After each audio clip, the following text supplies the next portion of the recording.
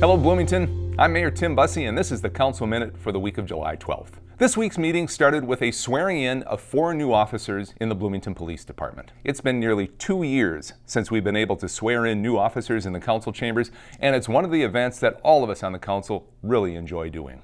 Our 4 new officers bring a good amount of work experience to the BPD, from as far away as New York to as close as Hennepin County, as well as bringing diverse life experiences that will help them relate to our community. We are looking forward to their contributions to Bloomington and to provide a safe and thriving community.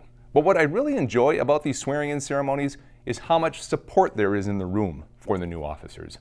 More than a dozen members of the Bloomington Police Department were there to witness the ceremony and congratulate their new colleagues. And it was great to see the family and friends of our new officers. The smiles on their faces is priceless. They can barely contain their pride. Policing is a career choice that an individual makes, but the whole family is part of that career. It's that kind of job. Seeing the incredible support for each of our new officers is an encouraging sign. It is a tough job, and we have high expectations.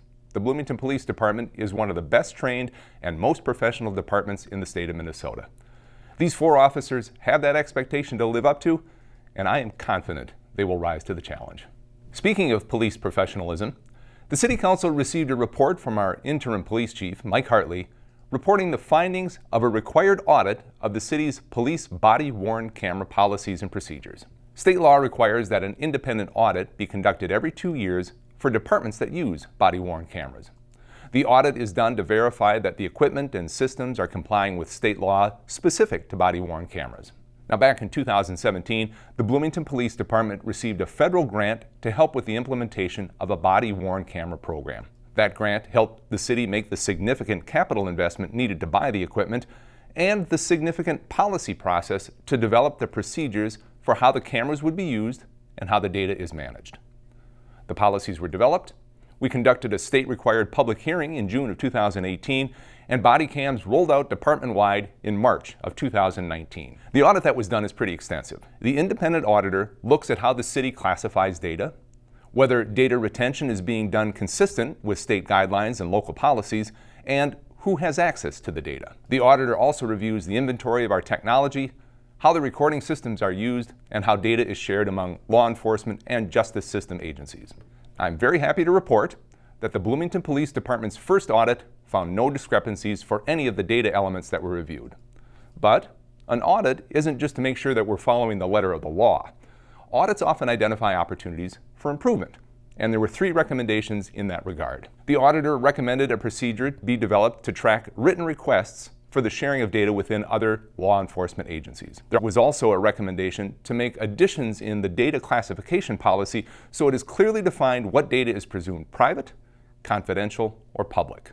And there was a recommendation that the department establish a procedure requiring written authorization from the police chief to grant access for other members of the department to review private and non-public camera data for legitimate and specified law enforcement reasons. Now, you might wonder why is the mayor spending so much time talking about an audit and internal policies and procedures? Well, last week, I talked about the nuts and bolts types of things that local government does.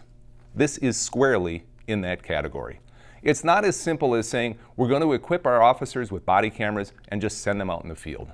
There is a heck of a lot of thought and effort that goes into a decision like this. Police deal with difficult and sensitive issues. Body cameras get a lot of attention because of how important they are in cases that involve deadly force. But 99.9% of the work that our police officers do never rises to that level. They deal with traffic stops, domestic assaults, neighborhood disputes, and calls for suspicious activity. Every interaction an officer has is recorded. And every one of those individuals has the right and expectation of privacy, fair and equitable treatment, and professionalism.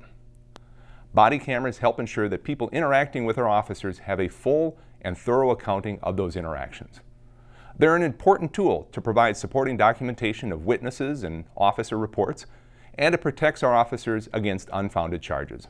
Body cameras are another tool that help increase the professionalism and transparency of our police department. I want to extend my appreciation to the chief and all members of the police department who are committed to the tradition of professionalism in the Bloomington PD. Not all of the public policy issues we deal with are pleasant. We had a lengthy discussion about one of those topics in the less than pleasant category on Monday night, solid waste. In this case, we heard from our staff and staff at the Minnesota Pollution Control Agency, the MPCA, about an important issue that will affect the South Metro around Bloomington and ultimately affect the whole metro region. That is the future of the Burnsville Sanitary Landfill. The MPCA is doing an environmental impact analysis and evaluating what's called a certificate of need to expand the Burnsville landfill. It's an important issue region-wide because how we manage waste disposal has major land use, environmental, and social impacts. And it's an important issue for communities most affected like Burnsville and Bloomington and other communities along the Minnesota River because the state is working on both the cleanup of closed landfills and the expansion of other landfills. Frankly, the expansion plans are the most concerning right now. And I don't want to be alarmist, but the currently proposed plan would dramatically alter the landscape of the Minnesota River Valley and doesn't provide nearly the level of assurance that all of us would like on important environmental questions about groundwater and surface water contamination, as well as potential threats to sensitive bird and animal ecosystems. Waste Management is proposing to expand the landfill by 23.6 million cubic yards, a volume that the environmental impact statement estimates will accommodate just under 22 million tons of waste. The MPCA estimates that it will take 20 years for the entire 7-county metro area to generate that staggering amount of waste. The expansion is proposed to increase the height of the landfill to a height that is 389 feet above the nearby Minnesota River. The top of the mound will be higher than Mount Gilboa, Bloomington's highest elevation, which is in Highland Ski Area. The top of the landfill mound will be more than 340 feet higher than the nearest residence in Burnsville and 250 feet higher than the nearest residence in Bloomington on top of the river bluff. If approved, the Burnsville Sanitary Landfill will become the dominant and defining visual feature of this portion of the Minnesota River Valley. It's hard to imagine that much solid waste placed in a sensitive ecological area adjacent to a major river, adjacent to a national wildlife refuge, near the water supplies of large cities and within the city of Burnsville's Drinking Water Protection Overlay District, in a floodplain, in an area that requires wetland fill, and in a high-profile location near hundreds of homes. Most concerning, very little outreach has occurred to date. Local residents and the surrounding communities have not been sufficiently involved in the environmental review and certificate of need processes. Local residents and the surrounding communities absolutely need to be more involved in any future permitting approval process. We here at the City of Bloomington have documented the city's concerns in official responses to the MPCA that are part of the official public comment process related to the certificate of need, and we will continue to document our concerns in the public comment process regarding the environmental impact statement. There is a lot of information that's publicly available and much more than I can talk about right here. You can view this information on our website. It's listed here on the screen.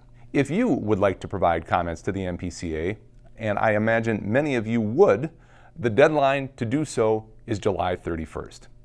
Information about how to submit your concerns to the Minnesota Pollution Control Agency is also available on the webpage that I mentioned earlier. I also want to emphasize that the City of Bloomington does not have decision-making authority over the landfill expansion. That authority belongs to the City of Burnsville and the MPCA.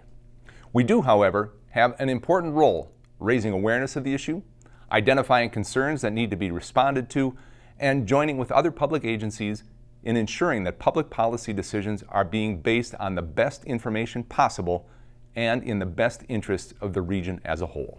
We talked about more nuts and bolts on Monday night, the kind of issue that nearly everyone in the community cares about, traffic in neighborhoods, and how to ensure that our streets are safe. I've said before that this is the most common issue I hear from residents about, and it's one that we need to address.